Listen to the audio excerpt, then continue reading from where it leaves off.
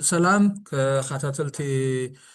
مدبنا نايزي حلف لنا نقبرو علال مسحوات سلام كميكانيهم نلوم معالتي مس حاو دكتور سامسون أبز حالة قنيات أب منستر ناي وصا قدات منستري أب إثيوبيا دكتور جيدون تيموثروس أبتي قصالي ويكا حضور كرونيك ዝኾነ ቴንሽን ኣብ መንጎ ኤርትራን ኢትዮጵያን ኢሉ ዘልዓሎ ሓሙሽተ ኣገደስቲ መሰረታውያን ነጥብታት ጠንቂ ናይቲ ፍሕፍሕ ጠንቂ ነቲ ዘይናይ ምትእምማን ናይቲ ቴንሽን ኢሉ ሓሙሽተ ነጥብታት መሰረት ገይሩ ቃል ኣስሚዒ ነይሩ ሪማርክስ ሂብ ነይሩ ብዝሓለፈ ቅንያት ንዕአን መሰረት ጌርና ምስ ሳምሶም ዕላል ክንገብር ኢና በብሓደ እንዳርኣናየን በብሓደ እንታይ እዩ ዝብል ዘሎ ብኸመይ ከነንብበን ብኸመይ ኣናላይዝ ንገብረን ብኸመይ ድሪድ ንገብረን እንታይ እዩ ዝብል ዘሎ በብሓደ ክንበፅሐን ኢና እስኪ ሳሚ እንኳዕ ድሓን መፅኻ መጀመርያ እሞ ከም መጀመሪ ክኾንና እስኪ ተን ሓሙሽተ መሰረታውያን ነጥብታት ኢሉ ዘቐመጠን ጊዶንሲ እንታይ እየን በብሓደ እስኪ ዝርዝር ኣብለልና እሞ ሽዕበታ ቀዳመይቲ ዋላ ክንጅምር ከም መዕለል እቲ ሕጂ ጥራሕ ዘርዝረልና እንታይ እየን ተን ነጥብታት ሰላም ተስፌ ዶክተር ተስፋለም ሰላም ተኸታተልትና ከምዚ ዝበልካዮ እዚ ኣብ መንጎ ኢትዮጵያን ኤርትራን ዘሎ ዘይምርድዳእ ምናልባሽ እውን ካብቲ ዝነበሮ ናይ ባሕሪ ሕቶ ጥራሕ ኣይኮነን ካብ ዝብል ብወገን ኢትዮጵያ ብፍላይ ከዓ ብወገን ሚኒስትር ጉዳያት ወፃኢ ናይ ኢትዮጵያ ዶክተር ጊደወን ጢሞቴዎስ ሓሙሽተ መሰረታውያን ነቲ ዘይምርድዳእ ዝፈጥራ ዘለዋ ወይ ተን ሩት ኮውዝስ ዝብለን ጠቂሱ ማለት እዩ ዕለት 13 ወርሒ 11 ልክዕ ቅድሚ 10 መዓልቲ ማለት እዩ እዘን ነጥብታት እዚአን እንታየን እንድሕር ኢልና ዳርጋ ሓደ ብሓደ ክጠቕሰን ምእንታን ንሰማዕትና ክሕዝወን እሞ ክንዛረበለን ከለና ከዓ ናብ ሓደ መስመር ክንህሉ ቀዳመይቲ ረቑሐ ዝበላ መንግስቲ ኤርትራ ኣካል ፖለቲካ ናይ ኢትዮጵያ ካብ ምዃን ዝረኽቦ ረብሓ እናስተማቐረ እቲ ዘለዎ ሓለፋታት እውን እንዳረኸበ ንኤርትራ ከም ሓንቲ ልኡላዊት ሃገር ነፃ ሃገር ክትከውን ይደልያ ይብል ስለዚ መንግስቲ ኤርትራ ብክልተ ኢድ ይበላዕ ኣሎ እዩ ዝብል ዘሎ ሓንቲ ናብኡ ናይ ቡን ትመስል ኣብነት ኣምፅኡ ዶክተር ጊደወን ንኣብነት ከምዚ ቡን ንምስታይ ዝፈቱ ሰብ ግን ከዓ ካፌን ክውለፍ ዘይደሊ ሰብ እንዳኾነ ስለዚ ከይተወለፍካ ክትሰቲ ምድላይ ዓይነት ኢሉ ማለት እዩ ብካልእ መገዲ ምናልባሽ ክንዛረበሉ ድሓር ክግርፈ እታ ካልአይቲ ነጥቢ ፀገም መርሕነት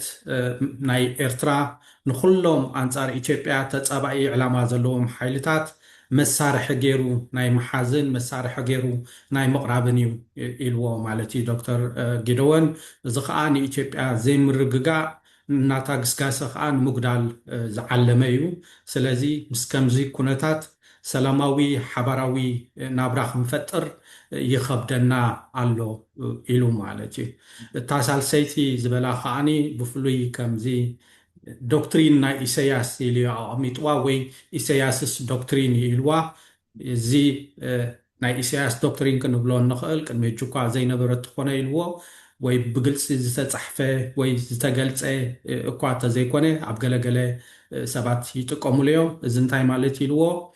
ግን ብሰንኪ ቀፃሊ ኣተገባብራ ኣብ ዝሓለፈ ዓመታት ኣዝዩ ርኡይ ኮይኑሎ ኢልዎ ማለት እዩ እዚ ዶክትሪን ከዓ ንኤርትራ ከም ሃገራዊት ወይ ከም ልኡላዊት ሃገር መቕፃላ ኣብ ዘይውሕስነትን ምብትታንን ኢትዮጵያ ዝተመርኮሰ ገይሩ ኣቐሚጥዎ ኣሎ መርሕነት ናይ ኢሳያስ ኢሉ ማለት እዩ ስለዚ እንታይ እዩ ዝብል ዘሎ ኤርትራ ንክትህሉ ኢትዮጵያ ክትረጋጋእ የብላን ኢትዮጵያ ከዓኒ ክትሕመስ ኣለዋ ዝብል ናይ ኢሳያስ ዶክትሪን ኣሎ እዚ ዶክትሪን እዚ ከዓኒ ንኢትዮጵያ ፀጥታ ይህባ የለን ሰላም ይህባ የለን ስለዚ የጋጭወና ኣሎ ድብል ሳልሰይቲ ኣቐሚጡ ማለት እዩ ታራብዒቲ ነጥቢ ዶክተር ጊደወን ዝቐምጣ ከዓኒ ዘይስሩዑን ዘይምዕሩይን ባህሪ መንግስቲ ኤርትራ እዩ ኢልዎ ማለት እዩ እዚ ሕጂ እንታይ እዩ ዝብል ዘሎ መብዛሕተን መንግስታት ናይ ዓለም ክሪአን ከለና ትናተን ናይ መንግስታዊ መሳርሒ ወይ ቲ ማሽነሪ ዘለወን ፀጋታት ንፀጥታን ፖለቲካዊ ዕላማን ጥራሕ ኣይኮነን ዝጥቀማሉ እንኮላይ ንቁጠባውን ማሕበራውን ዕላማታት ንምስጓም ናይቲ ህዝቢ ለኔን ዝጥቀማሉ እንተኾነ ግን መንግስቲ ኤርትራ ካብዚ ናይ ሓደ ኖርማል መንግስቲ መነባብሮ ደረጃ ናይ ህዝቢ ከመሓይሽ ዝደሊ መንግስቲ ውፅእ ብዝበለ ነገር እቲ ዘለዎ ናይ ፀጥታውን ናይ ቁጠባውን ኩነታት ኣብቲ ህዝቢ ምቕያድ ኣብቲ ህዝቢ ምእሳር ካብኡ ሓሊፍካ እውን ከም ሓደ ንደገ መሐመስን ንደገ መህደድን ዓይነት ዝኸውን ገይሩ ይጥቀመሉ ኣሎ ኢልዎ ማለት እዩ እዚ ከዓኒ ዳርጋ ምስልነት እውን ኣይገብረሉን እዩ ብዛዕባ ውሽጢ ዘሎ ዲሞክራሲ ኣብ ውሽጢ ዘሎ ቁጠባዊ ልምዓት ክዛረብ ከሎ የለን እንዳበለ ግን ነቲ ህዝቢ ከም ሓደ ጊላ ገይሩ ሒዙ ኣብ ዘይጉድድ ዕስክርና ይእትዩ ንደገ ከም ምህደዲ ከም መፈራርሒ ከም ሓደ መሐየሊ ገይሩ ይጥቀመሉ ኣሎ ኢልዎ ማለት እዩ እዚ ከዓኒ ንኢትዮጵያ ይፀልዋ ኣሎ ኢሉ ማለት እዩ እታ ሓምሸይትን ናይ መጨረሽታን ዝበላ ምስ ልኡላውነት ኤርትራ ዝተታሕዘት እያ እዚ ከዓኒ ኣብዚ ኣብ መንጎ ዘይነዓቕ ክፋል ናይ ኢትዮጵያ ወይ እቲ ኤሊት ናይ ኢትዮጵያ ዝበሃል ዝሰፍሐ ዘሎ እምነት ዝበሎ ማለት እዩ እዚ ከዓኒ ናፅነት ኤርትራ መንግስቲ ኢትዮጵያ ብመሰረቱ ንሃገራዊ ረብሓ ኢትዮጵያ ኣብ ዋጋ ዕዳጋ ብዘእቱ መገዲ ፈቂድዎ ኣብቲ እዋን እቲ ከዓ እቲ ዝነበረ መሰጋገሪ መንግስቲ ክሳብ ከምኡ ደረት ስልጣን ነይርዎ ዶ ኣይነበረን እውን ኣብ ሕቶ ዘእቱ እዩ እዚ ኩነታት እዚ ከዓኒ ኣብቲ ቅድሚ ሕጂ ዝነበረ ህዝብና ማለትሲ ቅድሚ ናፅነት ናይ ኤርትራ ዝነበረ ንኢትዮጵያ ስኒ ኤርትራ እውን ዝሓቆፈት ዝፈልጣ ዝነበረ ርዱእ ኩነታት ኮይኑ ነዚ ሓድሽ ወለዶ ምናልባሽ ተሰዊርዎ ፀኒሑ የኤርትራ ከም ሓንቲ ልዕላዊት ሃገር ክፈልጣ ፀኒሑ ሕጂ ግን ብዘሎ ኩነታት ዳርጋ ከም ኩሉ ግዜ ዝብልዎ እዚ ክንጉስጉሰሉ ኢና ኣየሕፍረናን እዩ ስለዚ እዚ ኩነታት እዚ ከዓኒ ሓደ ካብቲ መሰረታዊ ግጭትና እዩ ኢልዎ ማለት እዩ ብሓፈሻ ነዘን 5 ነጥብታት እዩ ዶክተር ጊደወን ጠቂሱ ክብል ዝኽእል ፅቡቅ ጌርካ ገሊፅካየን ኣለካ ሳሚ እስኪ ምናልባት ናብታ በታ ቀዳመይቲ ክንጀምር ተቀዳመይቲ ከም ዝበልካ እንታይ ዝብል ዘሎስ መንግስቲ ኤርትራ ሲ እቲ ድሌትን ጥሙሕን ናይ ኢሳያስ ስርዓት ሓንቲ ነፃን ልዕላዊትን ኤርትራ ሒዙ ዓቂቡ ቀንዲ ተጠቃምን ተዋሳእን ፖለቲካውን ቁጠባውን ኩነታት ናይ ኢትዮጵያ ክኸውን ይደሊ ከም ዝበልካ ማለት ብክልተ ኢዱ ክበልዕ ይደሊ ገለ ኢልዎ ማለት ሕጂ ካብን ክልተ ነጥቢ ያልዒሉ ምናልባት ትውስኸለይ እውን እቲ ሓንቲ እቲ ረኒንግ ኮመንታሪ ዝበልዎ እቲ ባዕሉ እቲ መራሒ ናቱ ናይ ሶሻል ሚድያ ናይ ፕሮፓጋንዳ መሳርሒታት ሶሻል ሚድያ ክኾኑ ይኽእሉ ካልእ ካድረታት ክኾኑ ይኽእሉ ብዛዕባ ውሽጣዊ ፖለቲካዊ ቁጠባዊ ፀጥታዊ ኩነታት ኢትዮጵያ ዝገብርዎ ቀፃሊ ትንተናታት ቀፃሊ ርእይቶ መሃብ ቀፃሊ ዶብ ዝሰገረ ዝመስል ኣተናታት ብዛዕባ ውሽጣዊ ፖለቲካዊ ኩነታት ናይ ኢትዮጵያ ኢሎሞ ማለት እዩ እቲ ካልኣይ እቲ ኣብቲ ናይ ይብፅሓኒ ናይ እጀታይ ዛ ዓይነት ሰንስ ኦፍ ኢንታይትልመንት ወይ ከዓ ስቴክ ኣብቲ ናይ ኢትዮጵያን ኢኮኖሚ ተረባሒ ካብ ቁጠባ ናይ ኢትዮጵያ ከም በዓል እጀታይ ከም በዓል ቤት ገይሩ ንነፍሱ የቐምጣ ብኸምኡ ይርያ ብኸምኡ ከዓ ኦፐሬት ገብር ናይ ኢሳያስ ስርዓት ኢልዎ ዘሎ ማለት እዩ እጂ ምናልባት ንሕና ክንዕልል ከለና ሎ መዓልቲ ሪፍሌክት ክንገብር ከለና እንታይ ሓስብ ነይረስ ንኢሳያስ ስርዓት ንፈልጦ ኢና ማለት እዩ ብዛዕባ ናስ ብዛዕባ ናይ ኤርትራውያን ሲ ብዛዕባ ኢሳያስ ዝገብሮ ሕማቅ ነገር ስጋብ ክንደይ ቆሳሊ ዝኾነ ስርዓት ከም ዝኾነስ ንፈልጦ ኢና ማለት ሕጂ ንዕኡ ዲፈንድ ንምግባር ንዕኡ ንምክልኻል ዘይኮናሲ ንኢሳያስ ካብቲ ሃገር ካብቲ ህዝቢ ካብታ ኤርትራ ትበሃል ሃገር ፈሊና ብምርኣይ ከም ኤርትራውያንስ ብኸመይ ነንብቦ ክብል ደሊአና ማለት ሕጂ እንታይ ንብል በተን ተቀዳመይትስ ብኸመይ ምርኣኻያ ማለት እቲ ዝብሎ ዘሎ ከምዚ እዮም ዝገብሩ ክበሃል ከሎ በቲ ሓደ ወገን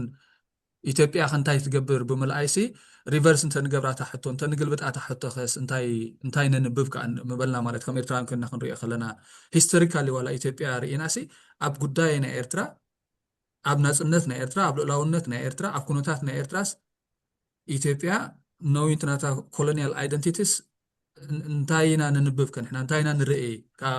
ዘብል ሕቶ የልዕል ማለት እዩ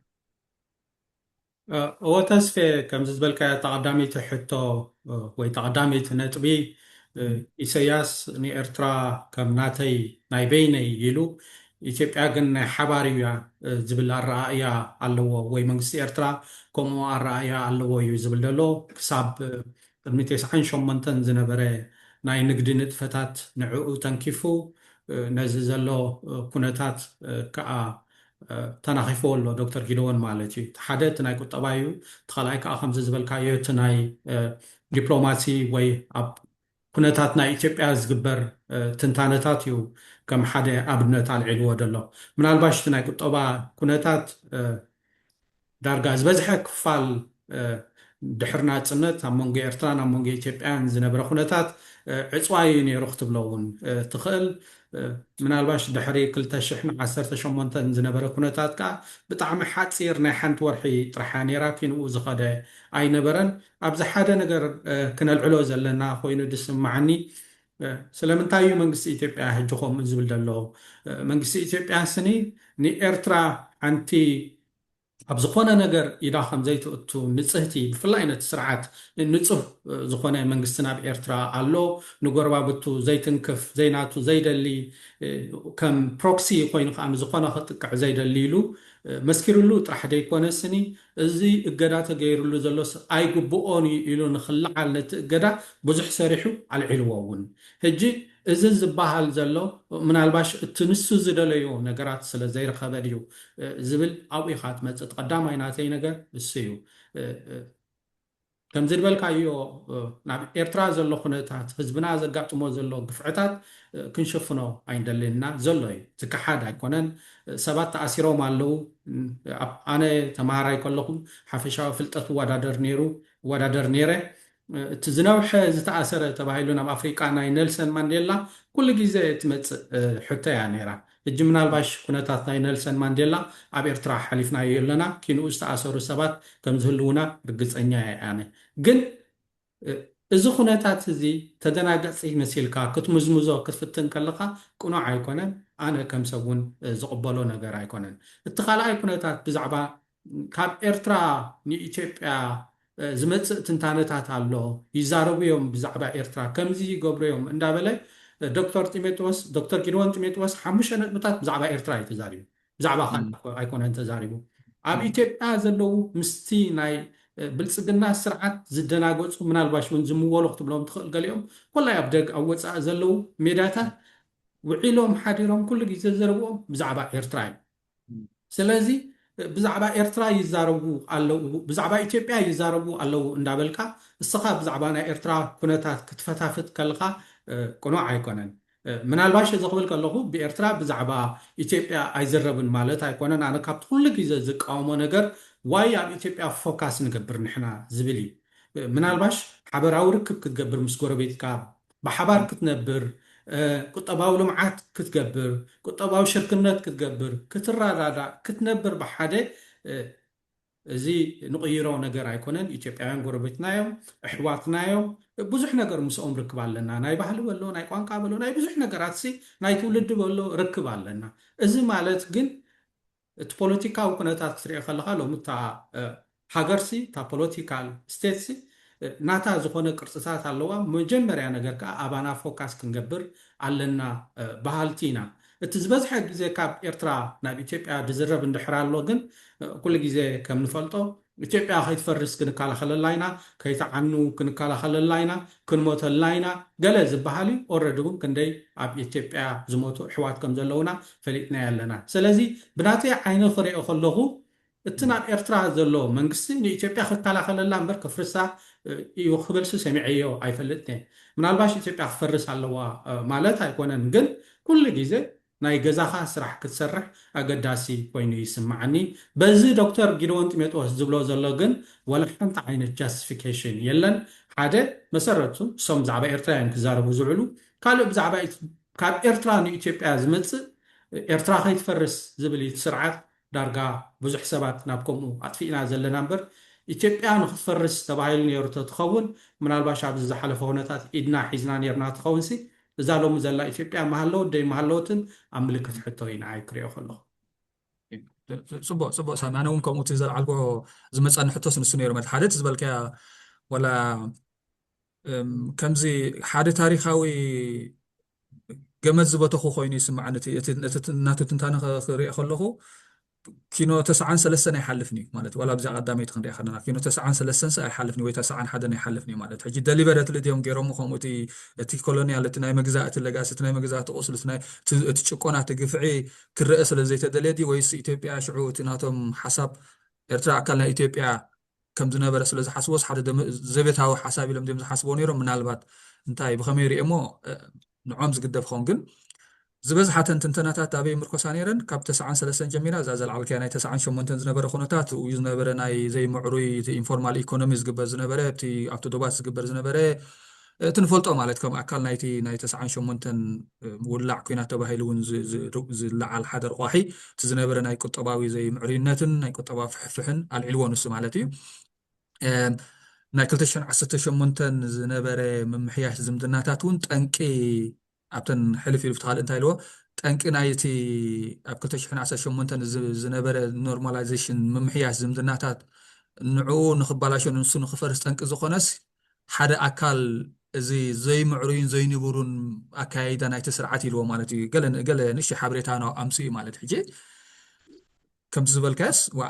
عبز حلف خدي عمتات كلوس ولا حجي مالتي توم كاندي ناي بروباغندا ناي ميديا ساكر ناي أبس بزعبا إيرترا بزعبا تاريخاوي مثلنا إيرترا الناس النت لاونتهم زاروا زلوا مالت حجيت معالتها وزرواتها ناتهم زي معالتها كونفرزيشن ناتهم بزعبا إيرترا يكون دل نن بعبي زل على اللي حطوا خاص عسبت قبأني إلى زيج أدزر سرعات وينعو زمرح حدا من السرسي بزعبا إرترا بزعبا هاجرناس زبيتاوي بزبيتاو خناتات هاجرنا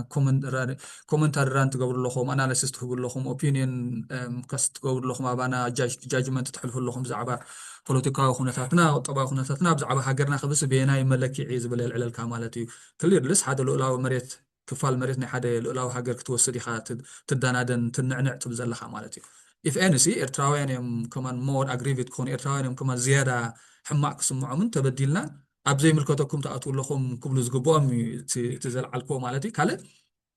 كم زنك أسألي نباري أنك تاسنا نباري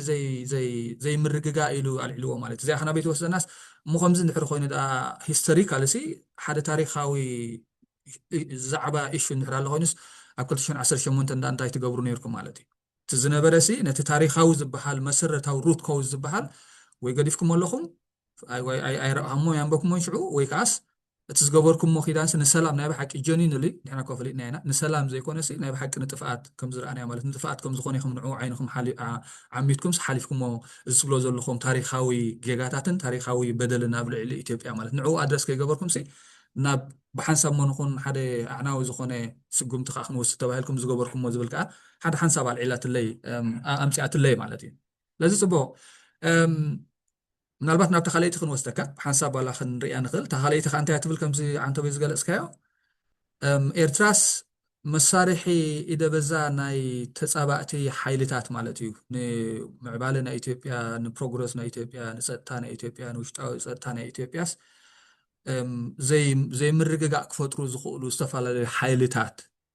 ما انقريت ما جاجحيت ما عقوبيت مع أسايلم كم زي تهب كوينا سانكتشوري تهب كوينا كم زي عينت تختاقي ويكاتت سبعة حيلتات نزحقف هاجرسي سلام كنا برايت خليني خايل مالت برجز كستو قليل عيت راسنكن كن ريان خلينا مالت تي ريجينال تزباو زخونه بوليتيكال داينامكس ندحرينا ولا في ستريس إن إثيوبياوان ناي وشتي تقاومتي حيلتات كون خل تم تصبعت زبلهم زلو مالتي ناي دقاون استفعل على زباون أهجراون حيلتاتهم كوني يقولوا مالتي مزح جزلو probably تهينتس ناب على الجبسون خون خلي مالتي مسناي أباي دام زلو أمانجو إثيوبيان جبسون زلو geopolitically tension probably كم عينت indications كون كل واي خلي سلازي أزي عند السامع سكن ملص أنا بتمالتي انتهي يزبل زلو ولا تي geopolitical dynamics انتهي عيني هاجر أبينا يجزي نيمنو تقامتي يعقف نمنتهي يزبل علامة خن ريخ خلنا سي نصف زخنة political history دي زلو تنسو زوكلو زلو مرا سرعات تنسو زوكلو زلو هاجر ولا حجي ولا historical رئينا ممكن ملص كلنا ولا خريخ خلو خنسنا إثيوبيا تاريخ خريخ خلو خسي ተጻባእቲ ናይ ናጽነት ናይ ኤርትራ ተጻባእቲ ናይ መሰል ናይ ኤርትራ ንናቶም ወርሓታት ረብሓታት ክብሉ ትጥቀም ዝነበረሲ ኢትዮጵያ እያ ማለት እዩ። ስለዚ እንታይ ዝብለና ዘሎ ወደዚ ቴልኣስ ብዛዕባ እዚ ሕጂ ዝብሎ ዘሎን ግን ወላ ናብ ታሪክ ከዓ መሊስና ማለት እዩ ክንሪኦ ከለና ምናልባሽ ኣብታ ቀዳመይቲ ነጥቢ ንእሽተይ ክውስኸላ ተስፊቅ ናብዚኣ መኻደይ ኣብታ ቀዳመይቲ ነጥቢ ክገልጽ ከሎ ወይ ብሓፈሻ ኣብቲ ነጥብታት ክገልጽ ከሎ ዶክተር ጊድዎን እንታይ እዩ ድብል ኣብ ናይ ስፓን 73 ዓመታት እዩ ድብል ክነአን ኣይከድን እዩ ኣብ ናይ ስፓን ኣብ ውሽጢ 73 ዓመታት ሲ ፌደሬሽን annexation then secession ይድብል ፌደሬሽን ናይ ኤርትራ ድሓር ምስ ኢትዮጵያ ምሕዋስ ድሓር ከዓ ምግንፃል ኢሉ እዩ ዘልዕላ ዶክተር ቲሞቴዎስ ብዛዕባ ታሪክ ናይቭ እዩ ኣይብልኒ ኣነ ኪኖ 73 ዓመት እንድሕር ኬድካ ኤርትራ ናበይ ነይራ ምስ መን ነይራ ሽዑ እንታይ ኮይናያ ኢትዮጵያ ደኣ ኤርትራ እኳ ኣካለያ ኣበይ ኣለኽ ዳ ኤርትራ ኢላ ሃሰብሰብ ደይበለታ እንድሕር ኢልካ ስኒ ምክንያቱ ኣይኮነትን ፓርቲ ናይ ኢትዮጵያስ ኣይኮነትን ኣብዚ ሓደ ኩሉ ግዜ ክንጠቕሶ ዘለና እንታይ ይመስለኒ ሃገራት ኣፍሪቃ ውፅኢት መግዛእታዊ ውዕላት እዩ ኣብ ኣፍሪቃ ነብሲ ወከፍ ሃገር ውፅኢት መግዛእታዊ ውዕል እያ ወላታ ኣይተገዛእቱን ትብል ኢትዮጵያ እውን ውፅኢት መግዛእታዊ ውዕል እያ በቲ ምስ እንግሊዝ ምስ ሱዳን ገለ ተጨርማሚማ ተሰማሚዓ ምስ ኬንያ በዚ ከዓ ምስ ኤርትራ ከም ኩለን ከዓኒ ምስ ጥልያን ተሰማሚዓ ዶባ ዝፈልየት ሃገር እያ ስለዚ እዚ ክኸውን ከሎ ከዓኒ እንታይ እዩ ብመግዛእታዊ ውፅኢት ዝተፈጠራ ሃገራት ናይ ኣፍሪቃ ጥራሕ ደይኮነን ኮላይ ናይ ዝተፈላለየ ዓለም ዘለዋ ሃገራት እዚ ናይ በርዝ ዲፌክት ኣለዎን ወይ ክውለዳ ከለዋ ክፍጠራ ከለዋ ሽዑ ክምቀላ ከለዋ ሽግራት ኣለዎን ሕጂ ንሕና ስኒ ናትና ፎልቲ ይኮነን ኣብቲ እዋን እንተ ጥልያን ዶ እንተ ምኒልክ ዶ በታ ናይ ታሕቲ ዓሰብ ጭርማ ቢሎም ንኢትዮጵያ እዚኣ ንእሽተይ ሃቡና ኢሎም ዘይተሰማምዑ ስኒ ናትና ሽግር ኣይኮነን ንሕና ደምፃእናዮ ኣብ ዘበና ኣይኮነን እቲ ታሪክ ከምኡ ኢሉ ፀኒሕና እሳ ፀኒሕና ፀኒሓትና ተሃገርና እሳ ከዓ ሒዝናያ ንኸይድ ሕጂ ነኖ ካብዚ ቆሪፅኩም ንዓይ ሃቡን ዝበሃል እሞ ከዓ ተሃዲድ ጌርካ ዝመፅእ ከምኡ ነገር ኣይረኣየካኒ ኣብ ዓለም እውን ኣይሰርሕን እዩ ግን ከም ኩሉ ግዜ ንብሎ ተሰማሚዕካ ብፍላይ እቲ ናይ ኮመርሻል እሹ እንድሕር ኮይኑ ካብ 91 ክሳብ 98 ሽግራት ኣይነበረን ኣብቲ እዋን እቲ ብፍላይ ክሳብ 97 ከምኡ ዓይነት ኩነታት ዘይፍጠረሉ እውን የለን ኣብ ብዙሕ ቃለመጠይቃት ክንሰምዕ ከለና ከዓ ብፍላይ በቲ ናብ ኤርትራ ዘሎ መንግስቲ ናይ ወደብ ከም ዓብይ ሕቶ ገይሩ ኣይርአን እዩ ዓብ ክፍሊት ዝደለየሉ ኮይኑ እውን ኣይሰማዓነን እዩ እቲ ሽግር እቲ ናይ እምነት ሕቶ ጥራሕ እዩ ዘሎ ሕጂ እንታይ የኽብለካ ደለ ዶክተር ጊድዎንሲ ኮነ ኢሉ ኣብ መቓን 73 ዓመት ጥራሕ እዩ ርእዋ ነዛ ወረቐቱ ኣብታ ካልአይቲ ነጥቢ ክንመፅእ ከለና ከምዚ ዝበልካዮ እንታይ እዩ ዝብል ኤርትራ ስኒ ነቶም ናይ ኢትዮጵያ ተቃወምቲ ዝበሃሉ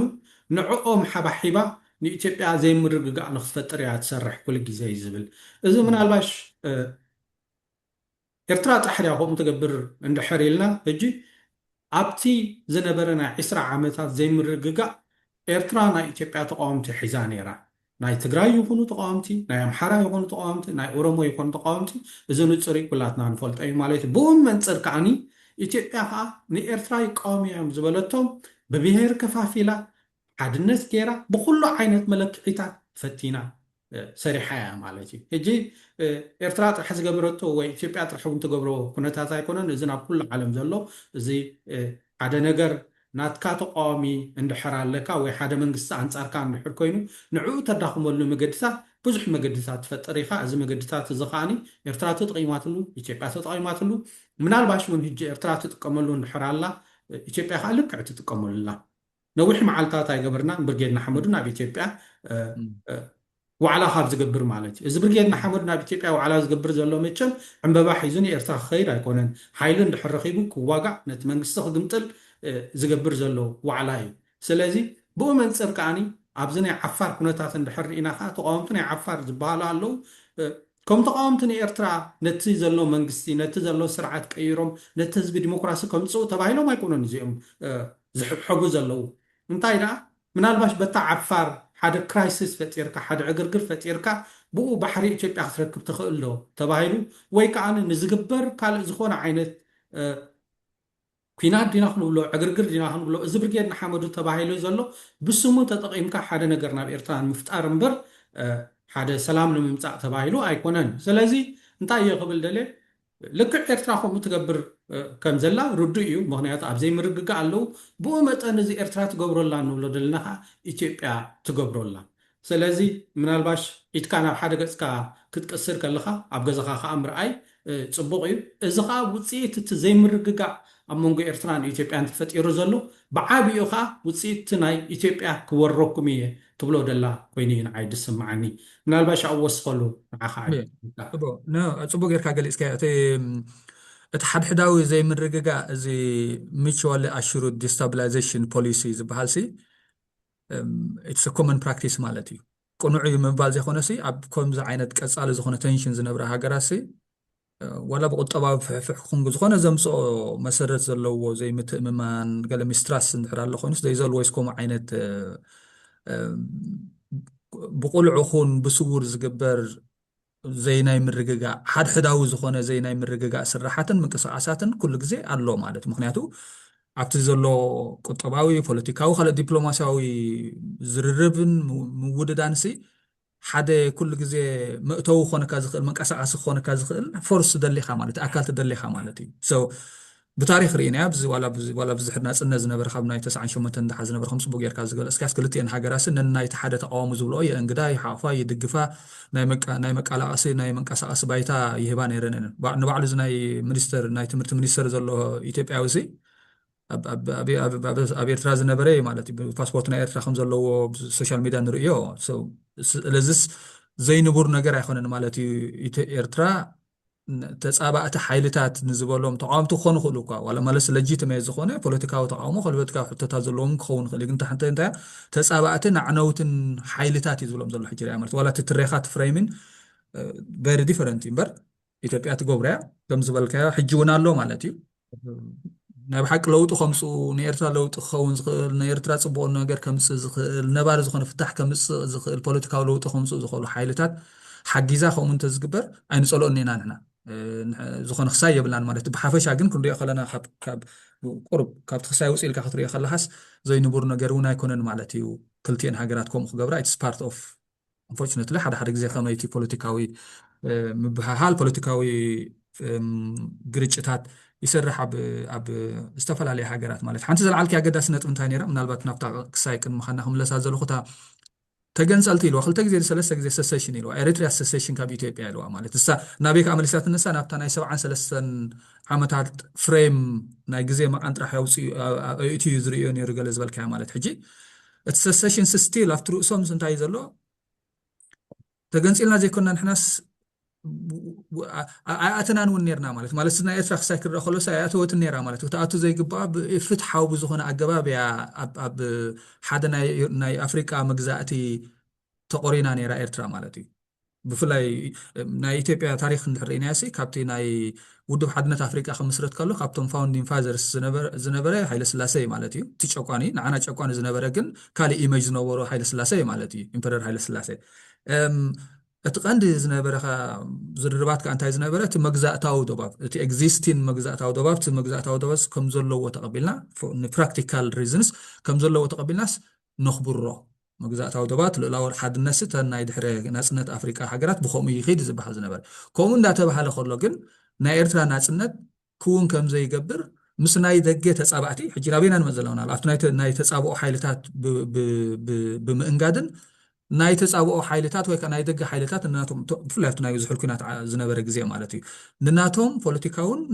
ናይ ኣይዲዮሎጂካውን ናይ ስነ ሓሳባውን ቁርቁስ ብፍላይ ምስ ሶቪየት ዩኒየን ዝነበረ ግዜ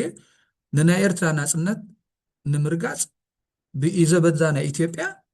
ከዓ ንዓኦም ቦታ ስለ ዝሃበቶም ናቶም ጂኦስትራቴጂካዊ ረብሓታት ከተገልግል ቅርብቲ ስለ ዝኾነት which is ንናይ ኤርትራ ተፃባእቲ ሓይልታት ማለት እዩ በቲ ናፅነት ብዘይምሃብ ንናይ ኤርትራ ተፃባእቲ ሓይልታት ተእንግድ ዝነበረት ተለኣኣኽ ዝነበረት ኢትዮጵያ እያ ማለት እዩ። ሕጂ ሓደ ንዝሎ ካልኣይ እቲ ሰሴሽን ዝብል ስን ንሕና ሰሴሽን ሕቶ ዝተገንፂልና እውን ኣይኮንና ንሕና ማለት ናፅነት ይረኺቡ ህዝቢ ኤርትራ ሲ ሰሴሽን ሲ ኣካል ናቶም ነርና ብካልእ ቅዋማዊ ኣገባብ ድዩ ብሓይሊ ድዩ ተፈሊና እውን ኣይኮነን ብሓይሊ ተገዚእና ኢና ዝነበርና ካብ መግዛእቲ እውን ናፅነትና ኢና ረኺብና ሕጂ እታ ሰሴሽን ክልተ ግዜ ገለ ደጊምዋ ነይሩ ያ ስለዚ ንስኾ ይብለይ ንሱ ወላ እንድሕሪት መሊስና ክንሪኦ ከለናስ ዝኾነ ሞራላዊ ባይታ ሞራላዊ ልዕልና እውን የብሉን እቲ ንሱ ዝውክሎ መንግስቲ ንሱን ኤርትራስ አንገዲት ናይ ተጻባእቲ ሓይልታት ንኢትዮጵያ ንኽብል ማለት እዩ ኣይትገብርን ኣይኮነን ዊኖ እንታይ ከም ዝግበር ግን ካብኡ ብዝኸፍአ ዝገብሩ ዘለዉ ሕጂ ዋላ ቀደም እውን ናይ ኢትዮጵያ ሳክሰሲቭ መንግስታት እዮም ቁርብ ሃይላት ምግባረን ሳገዳሲት ኮይና ትስማዕኒ እታ ሳልሰይቲ ነጥቢ እንታይ ዝበላ ናይ ኢሳያስ ዶክትሪን ናይ ኢሳያስ ሰረተ ኣእምሮ ማለት እዩ እቲ ሓሳብ ስኩሉ ግዜ ሓሳብ ናይ ኢሳያስ ምስ ህላወ ልዕላዊት ኤርትራ ተተሓሒዙስ ሓንቲ ውድቕትን ድኽምትን ርምስትን ርኽምሽትን ኢትዮጵያ ክትህሉ እዩ ዝደሊ ኢሳያስ ብኸምኡ እዩ ፍሬም ዝገብሮ ብኸምኡ እዩ ዝርእዮ እቲ ህላወ ናይ ሓንቲ ልዕላዊት ኤርትራ ኢሉ እሱኻ እንታይ ኢልዎ ከምዚ ፕራክቲስ ዝገብሮ ኦፐሬሽናላይዝ ዝገብሮ ዳ እምበር ከም ብፅሑፍ ከም ፖሊሲ ፔፐር ከም ናይ ፖሊሲ ስትራቴጂ ዝተጻሕፈ ዝተቐመጠ ኣይኮነን ግን እቲ ዶክትሪን ናቱሲ ድኽምቲ ኤርትራ ኢትዮጵያ ዊክ ዝኾነት ኢትዮጵያ ሲ ከም ቀንዲ ቅድመ ኩነት ናይ ህላውነት ናይ ልዕላዊት ኤርትራ ኢሉ ዘቐምጦ ንኸምኡ ኢኻ ዝሰርሕ ታሪክ እሱስ የርእየና እዩ ዝብል what do you say to that እዚኣ ኣነ ኩሉ ግዜ ብኣንጻሩ እንደ ዝርዳእ ምናልባሽ ዶክተር ጊደወን ንዕኡ ክጥዕሞ ኢሉ እዩ ኣቐሚጥዋ ዘሎ እምበር ኢሳያስ ቅድሚ 3 ዓመት ኣብ ኢትዮጵያ እንታይ ከም ዝገበረ ምስ ኣበይ ኮይኑስ ኣፀቢቑ ይፈልጥ እዩ ናብኡ ነይሩ እዩ ግን እቲ ክውንነት እቲ ናተይ ረዲእትካ እንታይ እዩ ኢሳያስ ኣብ ኢትዮጵያ መን ይነግስ ኩሉ ግዜ ኣብ ግምት እዩ ምክንያቱ ኢሳያስ ሓደ ዶሚናንት ዝኾነ ሰብ እዩ ስለዚ ኣብቲ ከባቢኡ እሱ ክዕብልሎ ዝደሊ እሱ ከመሓድሮ ዝደሊ ሰብ ክህሉ ኣይፀልእን እዩ ዝብል ግምት ኣለኒ ብኡ መጠን ግን ኢትዮጵያ ብፍላይ ኢትዮጵያ ኣብ ኢትዮጵያ ዘለዎ ኣረኣእያ ኢሳያስ ፍልይ ዝበለ እዩ ኣብ ብዙሕ ግዜ እውን ኣነ እንታይ እየ ዝብል ኢትዮጵያ ኢሳያስ ቅድሚ ኤርትራ ኢትዮጵያ እዩ ዝሰርዕ ቅድሚ ውሕስነት ናይ ኤርትራ ውሕስነት ናይ ኢትዮጵያ ቅድሚ ቁጠባዊ ልምዓትን ምርግጋእን ናይ ኤርትራ ናይ ኢትዮጵያ ሓድነትን ናይ ኢትዮጵያ ውሕስነትን ዘቐምጥ ሰብ ኮይኑ እዩ ዝስማዓኒ ስለምንታይ እዩ ከምኡ ዝገብር እንድሕር ኢልካ ምናልባሽ ዕሙቕ ኢሉ ብዛዕባ ዝተንቲኑ ኣይፈልጥን እዩ ካብኡ ሓሊፉ ግን ኢትዮጵያ ክንከላኸለላ ኣለና ኢትዮጵያ ክትፈርስ የብላን ኢትዮጵያ ክትሕሎ ኣለዋ ኢትዮጵያ ከምዚ ክትከውን ኣለዋ ዝብል እዩ ኩሉ ግዜ ፖዚቲቭ ነገር ኣብ ኢትዮጵያ ኣረኣእያ ዘለዎ ሰብ እዩ ምናልባሽ ከምዚ ትብሎ ፀናሕካ ንዕኡ ንምንኣድ ኣይኮነን ግን ዝረኣናዮ 30 ዓመታት ኣብ ርእሲ ኢትዮጵያ ዘለዎ ኢሳያስ ፍሉይ ዝኾነ ኣረኣእያ እዩ ዘለዎ ካብ መጀመርያ ናፅነት ጀሚርካ እውን ኣብ ኩሉ መደረታቱ ምስ ኢትዮጵያ ኩነታት እንድሕር ተረጋጊኡ ምናልባሽ ብቁጠባዊ ኢንተግሬሽን ብቁጠባዊ ምውህሃድ ጀሚርና ኣብ ፖለቲካዊ ምውህሃድ ዘይንኸደሉ የብልናን ዝብል ኣረኣእያ ዝነበሮ ምናልባሽ እውን ዘይቀየረ ምዃኑ ኣብዚ 2018 ምስ ኣብይ ዝገበሮ ዝረኣናዮ ዓይነት ሰብ እዩ ኢንተግሬሽን ንሱ ኮይኑ ዝስማዓካ ምናልባት ኮሊፈካ ክምለሰካ ክልተ ኣገደሲ ነገራት ኣልዒልካ እተን ሓደ እንታይ እዮም እቶም ኢንዲኬተርስ ማለት እንታይ ንርኢ ኢሳያስ ከምዚ ከብሉና ዝኽእሉ ኣብ ገለገለ ሕጂ ቅድሚ ሕጂ ዝነበረ ንኢትዮጵያ ፋሕፋሕ ኣቢልካ በታቲንካ ከም ክትግዛእ ወይ ከዓ ክትመሓደር ከም ዘለዋ ክግበር ኣለዎ ኢሉ ቅድሚ ሕጂ ዝመፀ ነይሩ ኣብ ሶሻል ሚድያ ዝሪኦ ዝነበርኩ ቅድሚ ሕጂ እሱ ኢዲት ኮይኑ እዩ ተስፋ ኢትዮጵያ ፋሕፋሕ ጌርካ በታቲንካ ክትግዛእ ኣለዋ ዝብል ኣተሓሳስባ ኣለዎም ዝበሎም ኣብቲ እዋን እቲ ንህወደግ እዩ እምበር ከምኡ ይኮነን ኢሉ እሶም ፅቡቅ ኮሬክሽን እሳ ፅቡቅቲ ማእረምታ ሃራይ ድሓን ኣብታ እሳ ሕጂ ማእረምታ ፅቡቅቲ ማእረምታ ማለት እዩ ሕጂ እቶም ኢንዲኬተርስ እቶም ምልክታት ናይ ናብቲ ኢንዲኬተርስ ትመፀካ ሕጂ ኢሳያስ ኣብ ውሽጢ ኢትዮጵያ ፋሕፋሕ ከም ዘይትብል እንታይ ኢንዲኬተርስ ኣለዎ ምናልባሽ ቃላቱ ክንኣምኖ ኣይንኽእልን ክትብል ትኽእል ኢኻ ሓደ ፖለቲከኛ ዝኾነ ዓይነት ክዛረብ ይኽእል እዩ ግን ኢሳያስ ንኢትዮጵያ ፋሕፋሕ ክትብል እንተዝደልያ ነይሩ እዚ 2020 ክንደይን ዝመፀ ምስ ወያነ ዝመፀ ኩነታት ሓደ ዓብይ ርኡይ ኣብነት እዩ ነይሩ ንዓይ ኢሳያስ ከምቲ ዓንተ ወይ ዝበልኩ ኢዱ እንተዝሕዝ ነይሩ እዛ ሕጂ ዘላ ኢትዮጵያ መሃለወ ዶ ኣይመሃለወትን ኣብ ምልክት ሕቶ እዩ ምናልባሽ ኢሳያስ ዝኣተወ ንናቱ ቂምታ እዩ ተባሂሉ ብዙሕ ሰብ ይዝረመሉ እዩ ግን እኹል ኣይኮነን ቂምታ በይኑ እኹል ኣይኮነን ኣብ ዓብይ እምነት ስለ ዝነበሮ ምስ ኣብ ክሰርዐ እኽእል እየ ስለ ዝበለ እዩ ማዕረኽ እንድኡ ከይዱ ዝብል ኣለና ኣነ ምናልባሽ ቂምታ ነይርዎ ክኸውን ይኽእል እንድዩ ግን እሱ በይኑ ከም ምክንያት ገይረ ኣይርአን እየ ተኻልእ ሰብ እንታይ ክብል እዩ ይህወደግ እንድሕር መፅኦም ስቲል ኮርነር ክገብርዎ እዮም ኢሳያስ ዝበሃል ኣተሓሳስባኦም ክመፅእ ይኽእል እዩ ኣብቲ እዋን እቲ ይህወደግ ምናልባሽ ንኢትዮጵያ ከም ማሓድራ ንነዊሕ ክኸይድ ይኽእል ዶ ወይ ናፅነት ኣሚን ሕወሓት ማለት እየ ወይ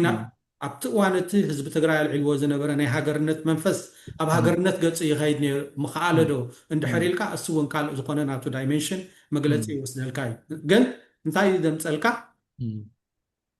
ሕወሓት ንኣዲስ ኣበባ ገፆም ተዝኸዱ ምናልባሽ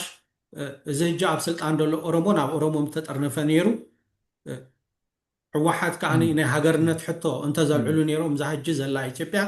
ምናልባሽ ዩጎዝላቪያ ኮይና ምኾነት ወይ ሶቪየት ሕብረት ኮይና ምኾነት ነይራ ሕጂ ኩሉ ግዜ ኢሳያስ ናይ መርሕነት ሕቶ ናብ ኢትዮጵያ ኣለዎ ኮይኑ ንዓይ ዝስምዓኒ እምበር ናይ ሃገርነት ከትፈርስ ኣለዋ ኢትዮጵያ ክትዓኒ ኣለዋ ኢትዮጵያ ዝብል ኣተሓሳስባ ኣለዎ ኢለ ይኣምን እኔ ቅድሚ ሕጂ ኣይነበሮን ድሕሪ ሕጂ ምናልባሽ ክህልዎ ድዩ ኣይህልዎን እሱ ካልእ ሕቶ ክኸውን ይኽእል እዚ ናይ ዶክተር ጊደዎን ድመፀ ኣተሓሳስባ ግን ብመሰረቱ ሕጂ ንኽጥዕሞ ኢሉ ስለ ዝበሎ እምበር ቅድሚ ቀረባ እዋን ዶክተር ጊደዎን ጥራሕ ደይኮነ ሚኒስተር ቀዳማይ ሚኒስተር ኣብይ ንኢሳያስ ከም ሓደ መድሕን ከም ሓደ እሱ ተዘይብሉ ጠፊእና ነርና ሜትና ነርና ኢትዮጵያ መሃለወ ዶ ዝበሎ እዛ ኣነ ዝብሎ ዘለኹ ባዕሎም ዝብልዎ ዝነበሩ እዩ ማለት እዩ ስለዚ እዚ እውን ሓደ ካብቲ ኣእማኒ ዘይኮነ ንፖለቲካዊ ረብሓ ተባሂሉ ዝተዘርበ ኮይኑ እዩ ንዓይ ይስምዐኒ ፅቡቅ ትዕዝብቲ ብኩሉ ማለት እዩ ኣይ ቲንክ እንታይ ምናልባት እታ ናይ ሎማ ዕላልና ኣብታ ናይ ጊደዎን ዘለዓለ ነጥብታት መሰረት ጌርና ስለ ዝኾንና ቁርብ ናብ ገለ ድሪፍት ከይትገብረና እንዳተሰከፍኩ እምበር ምስታ ልዒልካ የፀናዕካ ናይ እቲ ጥሙሕቲ ኣምቢሽን ናይ ኢሳያስ ኣብቲ ዎይደር ፖለቲካል ኮንፊግሬሽን ናይ ኢትዮጵያ እንታይ ይመስል ዝብል ሕቶ ኩሉ ግዜ ዘይንፁር ነገራት ኣሎ ማለት እዩ ሕጂ ሎሚ ንሪኦ ዘለና ሕጂ እዚ ዘለዎ ሁሉ ፖለቲካዊ ኩነታት ናይ ኢትዮጵያ እንድሕር ርኢናዮ ብፍላይ ምስቲ ኣብ ልዕሊ ህዝቢ ትግራይ ግፍዒ ንምውራድ ዝገበርዎ ሽርክነት ኣብ ብኒ ኢሳያስን ድሕሪኡ ዝመፀ ድሕሪት ናይ ፕሪቶርያ ስምምዕ ስዒቡ ዝመፀ ሓድሽ ፖለቲካዊ ምዕባለታት ኣብ ኢትዮጵያ ክንሪኦ ከለና ሕጂ ሰለስተ ደይም ኣርባዕተ ኣዝዮም ተተፋነንቲ ፖለቲካዊ ሓይልታት ኣለዉ ኢትዮጵያ ማለት እዩ እቲ ናይ ሰሜን ንባዕሉ እቲ ናይ ትግራይ ሓይሊ ንባዕሉ ኮስ ሰማቓቂሉ ኣሎ ግን እቲ ዘሎ ዝዓበየ ሓይልስ ኣሎ ትግራይ ማለት እዩ እንደን ተፈጢሩ ዘሎ ሓድሽ ኪዳን ምስ ኢሳያስ ጋር ኢና ኣለና ሕጂ እዚ ሓደ ምናልባት በቲ ኢሳያስ ሓስቦ ኢለ ዝሓስብ ሓደ ግንባር ሓደ ፍሮንት ገይሩ ኣሎ ብኡ ማለት እዩ በቲ ሓደ ከዓ ናይ ሓደ ሓይሊ እውን ኣሎ ማለት እዩ ብኡ እውን ዝበሃል ብድሕሪት ዝግበር ዘረባታት ኣሎ ይበሃል እንታይ ክኸውን ይኽእል ንፈልጦ ሓበሬታ ይብልናን ክንድምድም ኣይንኽእልን ሓደ ንባዕሉ ከዓ ናይ ኦሮሞ ሓይሊ ካልእ ብዘይካ እቲ ኣብ ኣዲስ ኣበባ ዘሎ ነይሩ ሕጂ ዳርጋ ኣርባዕተ ዋላ ንበሎም ብዙሓት እውን ክኾኑ ይኽእሉ እዮም ተተፋነንቲ ሓይልታት እንደን ናብ ሓቂ ሓይሊ ከዓ ዘለዎም ፖለቲካዊ ሓይልታት ኣለዉ ወታደራዊ ሓይሊ ዘለዎም ፖለቲካዊ ሓይልታት ኣለዉ ኣብ ኢትዮጵያ ማለት እዩ ሕጂ ክሪኦ ከለኹስ ከምዚ ሓደ ስቴብል ዝኾነ ፖለቲካዊ ሲስተም ኣብ ኢትዮጵያ ንምሕጋዝ ወይ ከዓ ንምድንፋዕ ዘኽእሉ ሓይልታት ዘይኮኑ እዚኦም ኮይኖም ዝስምዑኒ ናይ ብሓቂ ከምዚ ናብዝን መናጨቲ እዞም ሰንትሪፎጋል ፎርስስ ንብሎም መናጨቲ ሓይልታት ንሓደ ማእከላዊ ዝኾነ እንደን ቀዋሚ ስቴብል ዝኾነ ስርዓት ኣብ ምስራሕ ኣብ ምትካል ምዕዋት ናይ ብሓቂ ኣወንታዊ ዘይኮነ ኣበርክቶ ዘለዎም ሓይልታት ኮይኖም ዝስምዑኒ ማለት ሕጂ ኢሳያስ ከዓ ክንሪኦ ከለና በቲ ሓደ ኮይኑስ ነዚ ገመድ ዝስሕብ ኣሎ ሂዝ ፑሊንግ ስትሪንግስ ኮይኑ ይስማዓኒ ማለት እዩ በዚ ክንሪኢ ከለናስ መይቢ ናተይ ተረጋጉማ ጌጋ ከይከውን ኣናብባ ግን ናይ ብሓቂ ስቴብል ዝኾነት ነባሪት ኢትዮጵያ ዝሰርሕ ዘሎ ዶ ይመስል እዚ የርእየና እዚስ ዋላስ ኢትዮጵያ ኩሉ ግዜ ንሱ ኣብ ዝደልዮ ኩነታት ዲፐንዲን ኣብቲ ዘሎ ፖለቲካ ኩነታት ንሱ ኣብ ዝደልዮ ግዜ كتقوملهم زخيل حيلتاتن كتقوملهم زخيل مسمرات ويكا جمداتن بمفتار أبس مراخينو كسحبن كعصون كوصن ويكعصون كخفتن زخؤلو بوليتيكاوي مسمرات كفيتو كم زي كل جزء سنت حلالوت راح تنبر إثيوبيا مفتار مسلتي اتناتو ناي استراتيجي إلى يحسب أما زخون خصاي بلين قصي كاري أنه كل حجز يزي ريلي وركينا بحانتي نق زي تبل إثيوبيا زو يمثل سرحته ولا خم مالس خم زي تفرس ولا كم زي تفرس كن بناتو كأخم تطوى خم تزور أبزل أتيس كسح قبره خم زخيل كم عينت تخولة تزهبو حيلتات زفترة ده يمثل እንታይ ይመስለና ኣነ መስለካ ተስፌ ኢሳያስ ናይቭ ኣይኮነን ማለት ሲ ተመክሮ ደይብሉ ሓደ ሓሻ ሰብ ኣይኮነን ናይ 50 ናይ 60 ዓመት ኣብ ፖለቲካ ተመክሮ ዘለዎ ኣቕሊልካ ዘይረአ ሰብ እዩ ማዕረ እዚ ንብሎ ዘለና ኢሳያስ ኣብ ውሽጢ ኢትዮጵያ ሓደ ናይ ምፍርራስን ዘየድሊ ናይ ነዊሕ ሰዓብየን ዘለዎ ኩነታት ክመፅእ ኣይደሊን እዩ እንዳብልና ግን ከዓኒ ኢትዮጵያ ኣብ ውሽጣ ደሊላ እሞ ከዓኒ ንዕኡ ክትበልዖ እትኽእል ዓይነት ሃገር ኮይና ክትመፅኦ ከዓኒ ኣይፈቅድን እዩ ዘጂ ኢሳያስ ጥራሕ ዝገብሮ ኣይኮነን ዝኾነ ፖለቲካዊ መራሒ ዝኾነ ነገር እንዳገበረ ሓደ ባክዶር ቻነል ወይ ከዓኒ ኮንቲንጀንሲ ፕላን ክህልዎ ግድን እዩ ምናልባሽ ኣብዚ 20 ዓመት ናይ ስታልሜት ኮንዲሽን ኣይ ኩናት ኣይ ሰላም ዝነበረ ኣብ መንጎ ኤርትራን ኢትዮጵያን እንድሕር ኢናዮ ናብ ኤርትራ ብዙሓት ናይ ኢትዮጵያ ተቃወምቲ ሰባት ነይሮም ናይ ኦሮሞ ነይሮም ከምዚ ዓንተይ ዝበልክዎ ናይ ኣምሓራ ነይሮም ናይ ትግራይ ነይሮም ናይ ገለ ነይሮም ግን ካብዞም ተቃወምቲ እዚኦም ብብዝሕን ብሓይልን ኣቕሊልካ ዘይረኣዩ ማለት እዩ ናብ ኢትዮጵያ ዝተዘንዘረ መጥቃዕቲ ግን ሰሚዕና ይንፈልጥና ወይ ከዓኒ ዱልዱል ዝኾነ መጥቃዕቲ ስርኢና ይንፈልጥና ምናልባሽ ከምዚ ሎሚ ፋኖ ዝገብርዎ ዘለው ከምኡ ስለምንታይ ዘይገበሩ ኢሉ ዝሓትት ሰብ ኩሉ ክእል እዩ ስለምንታይ ምክንያቱ ናይ ኤርትራ ደገፍ ኣለዎም ብዝሒ ሓያላት እዮም ውርያት ዝኾኑ ወታደራዊ ኣዘዝ ተፀምቢሮሞም ነይሮም ግን ከዓኒ ኣድማዒ ዝኾነ ስራሓት ክሰርሑ ኣይከኣሉን ኣብ ውሽጢ ከባቢ 20 ዓመት እየ ዝብል ኣለኹ ስለምንታይ ስለዘይፈቀደሎም ኢሳያስ እቲ ሓደ ዝበዝሐ ካብ ዝደገ ዝነበረ ዲያስፖራ ሓይሊ ናይ ኢትዮጵያ ኣብ ርእሲ ኢሳያስ ዝመፅእ ዝነበረ ወይ ኣብ ርእሲ መንግስቲ ኤርትራ ዝመፅእ ዝነበረ ተቃውሞ እንታይ ነይሩ ስንቂ እንዳሰፈረ እንዳብልዐ ኮፍ ኣቢሉ ሒዝዎም ኣሎ ለውጢ ከምፅእ ይከኣሉ ካብ በዓል ጀዋር ካብ በዓል ገለቶም ዓበይቲ ፖለቲከኛ ዝመፅእ ዝነበረ ብፍላይ ብወገን ኦሮሞ እሱ እዩ ማለት እዩ ሕጂ